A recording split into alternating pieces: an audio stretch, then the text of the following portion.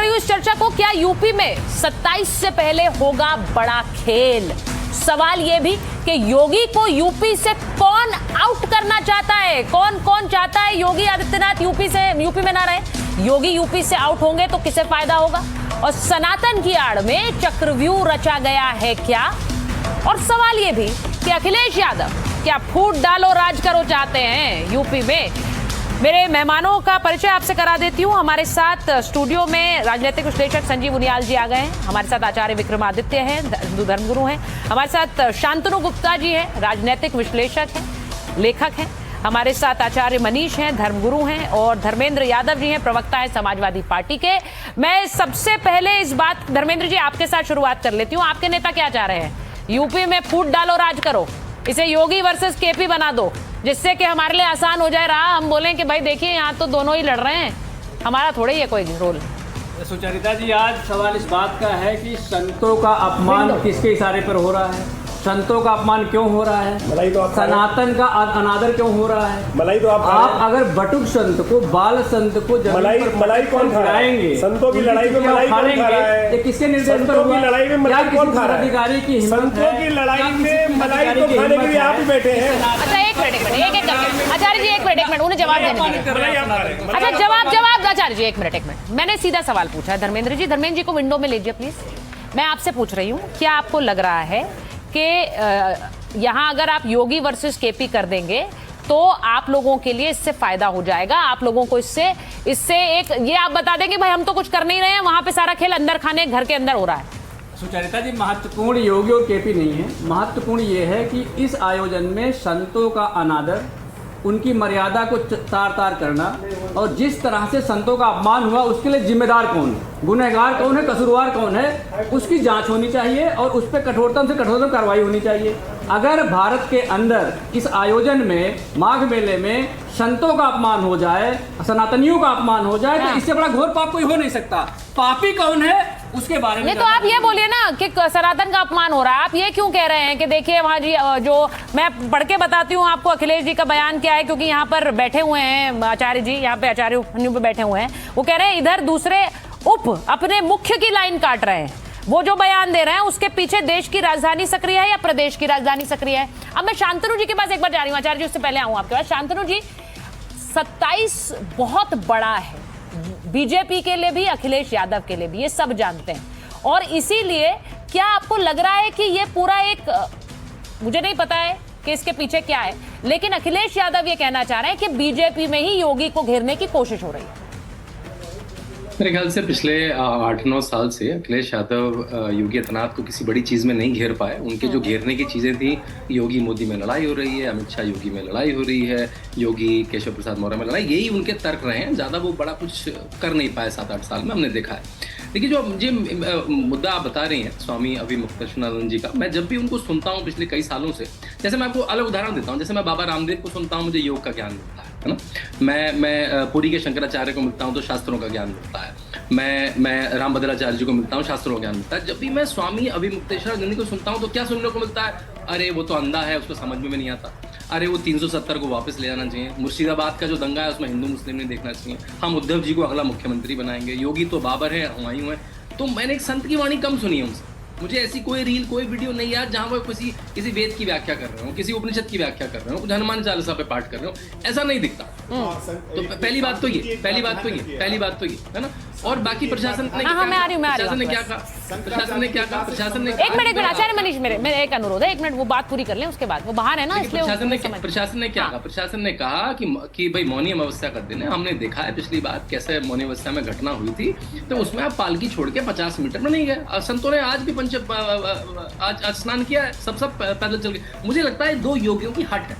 एक योगी है योगी आदित्यनाथ जो अपनी 24 करोड़ जनता का भला चाहते हैं। दूसरे योगी हैं स्वामी अभिमुक्तेश्वरानंद जी जो चाहते हैं कि मेरा प्रोटोकॉल मिले, मुझे प्रोटोकॉल से मिल जाऊं। ये 2 योगियों की हट है, एक जनता का भला चाहता है, एक अपना प्रोटोकॉल चाहता है। तो इन योगियों की हटों में देखते हैं कौन जीतता है।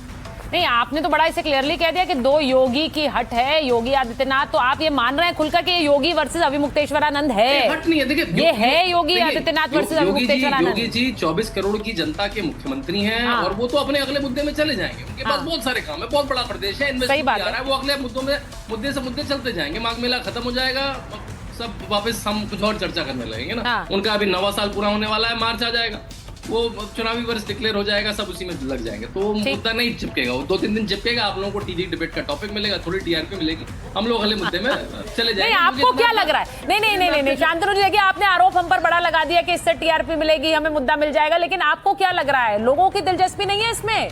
हम वही मुद्दा दिखाते हैं जिसमें लोगों की दिलचस्पी होती है। उत्तर प्रदेश सबसे बड़ा सूबा देश का, और वहां पर अगर एक विवाद हिंदू संत को लेकर होगा तो उसमें हर किसी की दिलचस्पी। मैं आपको बताऊं, घर से ऑफिस तक आती हूं तो 4 लोगों से मिलती हूं तो सब कहते हैं कि वो विवाद ठीक हुआ कि नहीं, बाबा और शंकराचार्य वाला। तो आप, ये दिलचस्पी है, आप इसे समझिए। पहले मैं एक बार मैं जरा आचार्य जी के पास जा रही हूँ। आचार्य जी, जो बात शांतनु जी ने कही, आपने धर्मेंद्र जी को भी सुना, क्या खेल, कौन सा खेल आपको लग रहा है इसमें? सियासत वाला खेल है, अखिलेश वर्सेस योगी है, अखिलेश या योगी वर्सेस केपी है, या सियासत है, सत्ता है, क्या है इसमें? जो एक मुख्य इस खेल से पहले एक बात समझनी पड़ेगी, संत कौन है? हाँ, संत वो है जो त्यागी।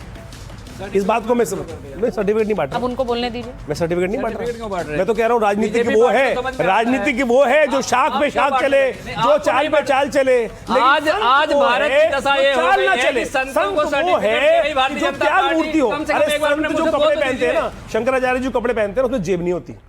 वैराग्य प्राप्त, त्याग कर कर उस पद को प्राप्त। आप दिखाओ, आपने जेब अगर कोई, अरे मैं तो हुई नहीं भाई संत, मैं तो संत हुई नहीं, मैं तो आचार्य हूँ, मैं तो आचार्य हूँ, मैं तो आचार्य हूँ, कर्मकांडी, मैं तो कर्मकांडी हूँ भाई, मैं तो कर्मकांडी हूँ, मेरे को संत के साथ काम है। इतने बड़े पद के जेब होना चाहिए, इतने पद, अरे भाई मैं तो कर्मकांडी हूँ, जेब होना चाहिए, कर्मकांडी हूँ, मैं तो कर्मकांडी हूँ। संत और आचार्य में फर्क, आचार्य में बहुत फर्क है ना। इस बात को समझना चाहिए, इस बात को समझने की आवश्यकता है कि जब जो शंकराचार्य थे ना, शंकराचार्य, आदि शंकराचार्य जी महाराज पैदल चले, वहां केरला से लेकर पूरे भारत में अलग जगह, विवेकानंद जी पूरे भारत में, पूरे सब जगह पैदल चले, और कोई पद नहीं, कोई कुछ नहीं।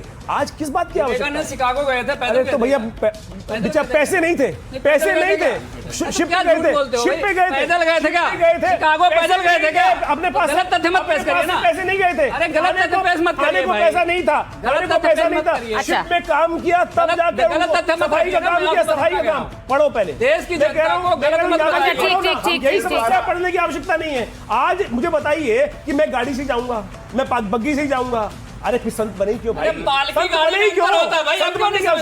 संत के लिए शाही नहीं है, उनके अनुयायियों की आस्था है, नहीं है भाई। अच्छा, एक मिनट आचार्य जी, एक मिनट रुकिए, मैं सिर्फ ये पूछना चाह रही हूँ। देखिए, ये संत विवाद कहाँ है? मैं पिछले 2 दिन से, हम पिछले 5 दिन से संजीव जी इसको देख रहे हैं, लेकिन सवाल बड़ा ये है कि इससे 27 की सियासत पर असर क्या पड़ने वाला है। मैं एक बार जरा आचार्य मनीष आपसे पूछूंगी, क्योंकि आप अभिमुक्तेश्वरानंद जी का समर्थन कर रहे हैं इस पूरे विवाद में, लेकिन बहुत से लोग ये कह रहे हैं कि उनको भी आगे किया गया है, और उन्हें आगे किया गया है जिससे योगी आदित्यनाथ को नुकसान हो 27 के चुनाव में। ये सारी बातें नुकसान और फायदे बोलते हुए अच्छा नहीं लग रहा है। नुकसान और फायदे के लिए थी नहीं। इस सब में जो एक महत्वपूर्ण बिंदु है वो ब्राह्मण जिसकी चोटी खींची गई, जिसे खींच करके जो छोटे छोटे 14-14 साल के बच्चे थे जो गुरुकुल में पढ़ते हैं, आज आप समझिएगा, जब दुनिया बहुत हाईटेक हो चुकी है उसके उपरांत भी गुरुकुल में पढ़ना अपने आप में एक तपस्या है। वो तपस्या करने वाले ब्राह्मण, वो धोती पहनने वाले ब्राह्मण, वो तिलक लगाने वाले ब्राह्मण, उसको खींचा गया है। वो इस सारे जिन्होंने भी किया है उनको सजा मिलनी चाहिए। सारी बात इसी पर मिलेगी, सारा मुद्दा यही है। अरे आज मुख्यमंत्री ने कह दिया 4 से 5 दिन कर रहे हो, क्यों बताओ? जो आतंकवादी पकड़े जाते तो उनको तो छुड़वा देते थे, आतंकवादी छुड़वा देते थे।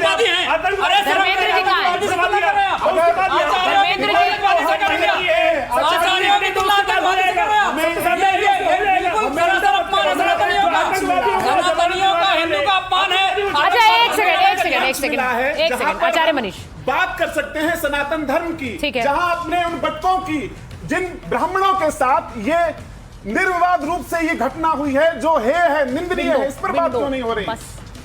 मैं एक बार संजीव जी के पास जा रही हूँ। संजीव जी, मुझे आप ये बताइए कि इस पूरे विवाद में मेरी अब दिलचस्पी, क्योंकि हम संत वर्सेस संत, कल मेरे साथ 2 संत थे, अभिमुक्तेश्वरानंद जी और जगत गुरु रामभद्राचार्य जी खुलकर कह रहे हैं ये फर्जी संत है, उन्होंने तो कैमरे पे कहा, मुझसे कहा कि ये शंकराचार्य नहीं है, और अगर कोई सच में संत होता है तो वो विवाद खड़ा नहीं करता, सिर्फ इन्हीं को क्यों पालकी से जाना था। अब मैं उस विवाद से आगे बढ़ रही हूँ।